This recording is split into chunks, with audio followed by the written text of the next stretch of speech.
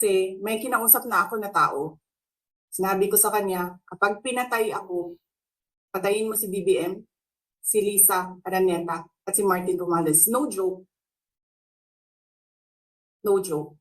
Nagbilin na ako. Isa, sinabi he was shocked when he heard VP Duterte uttered the threatening remarks. So ilan-ilan po sa mga media personalities na ito na inimbitahan nyo o sinampinan nyo, ganun ho yung mga naging reaction nila nung narinig nila mismo yung banta na yun galing sa bibig ni VP Sara.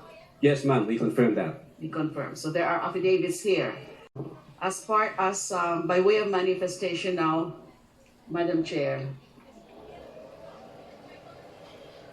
para sa akin po, itong ground na ito, threats, inciting to sedition, ito po ay isa sa pinakamalakas, kung hindi pinakamalakas na ground. Para sa akin po, as the endorser of the Sabali et al. Complaint sa kapagbabasa ko ng records. Yes, lahat po ng grounds for impeachment raised against the VP are serious. But more than the other grounds, ito pong ground na ito, the threats, is one of the most important in the sense that it gives us an insight into the true character and moral fiber of the VP. Sa pagkakataong yon, maaga pa lang ay nakita na ng buong sambayan ng Pilipino ang tunay na karakter at pagkatao ni VP Sara.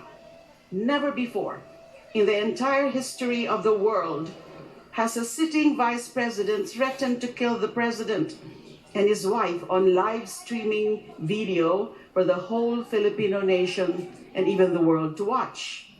It finally reveals Sara Duterte at her most transparent and unfiltered moment. And para sa akin po, this is not an aberrant attitude of a Duterte. In fact, it is their trademark character.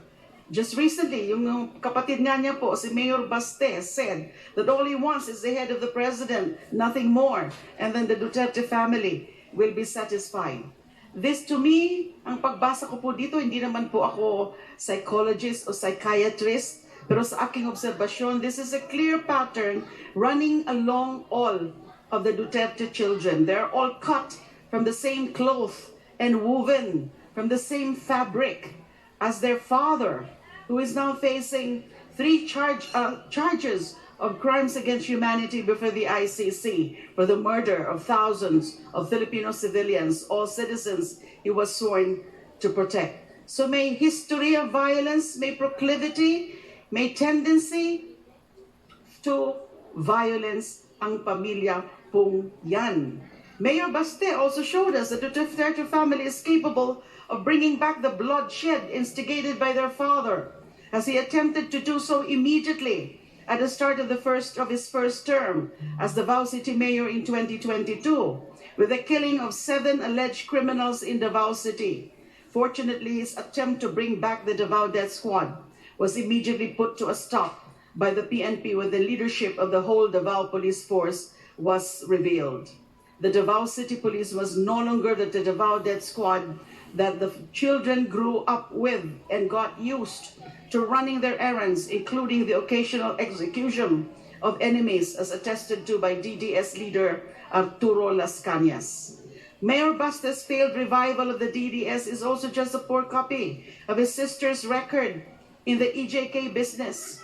According to Las Cañas, then Mayor Sara together with the then City Police Chief and now Senator at Large Bato de la Rosa were the ones to come up with Oplan Tokhang as an operation modus of the DDS. Marami pong sinabi si Las Cañas sa kakayahan ni VP Sara na maging katulad ng kanyang tatay. Kaya nung sinabi ni VP Sara na kumuha na siya ng hitman para patayin ang first couple, hindi po yun biro. Siya po mismo ang nagsabi, no joke. Hindi biro ang pagbabanta ni VP Sara sa buhay ng Pangulo at unang ginang. Na ginawa niyang bantang ito ay hindi na alegasyon. Napanood po natin ito sa live streaming video. Nung gabing yun, nakita natin ang totoong Sara Duterte. Nanlilisik ang mata, halos bumula ang bibig, at lumabas ang dugo sa tenga dahil tila ba sasabog na ang kanyang ulo sa galit dahil sa pag-detain sa kanyang chief of staff dito mismo sa loob ng batasan.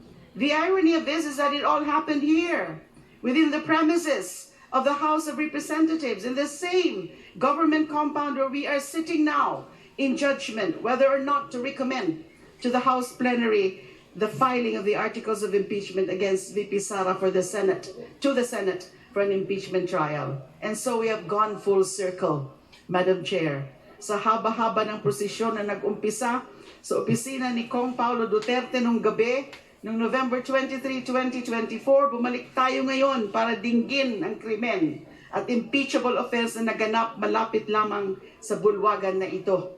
Ang seryosong pagbabanta sa buhay ng Pangulo, unang ginang dating speaker ng kanyang pangalawang Pangulo. Hindi bale sana kung walang gulugod sa likod ng banta.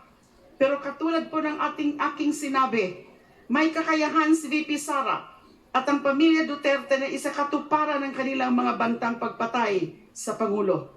Sa katunayan, ilang beses na nilang hinahilintulad ang Pangulo sa libo-libong drug addict na pinapatay ng kanilang tatay. Sa tingin ko po, sa akin po, ito ang pinakamalalang ground for impeachment. Dahil pinakita nito ang kawalan ng tamang pag-iisip ni VP Sara.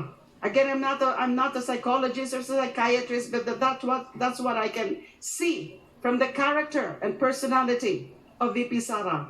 Hindi lamang pagbabanta sa buhay ng Pangulo ang ating nasaksihan noong gabing yon mula sa Room 304 ng South Wing Annex, kung hindi ang lagim na kinakaharap ng ating bayan sa ilalim ng isa na namang Duterte.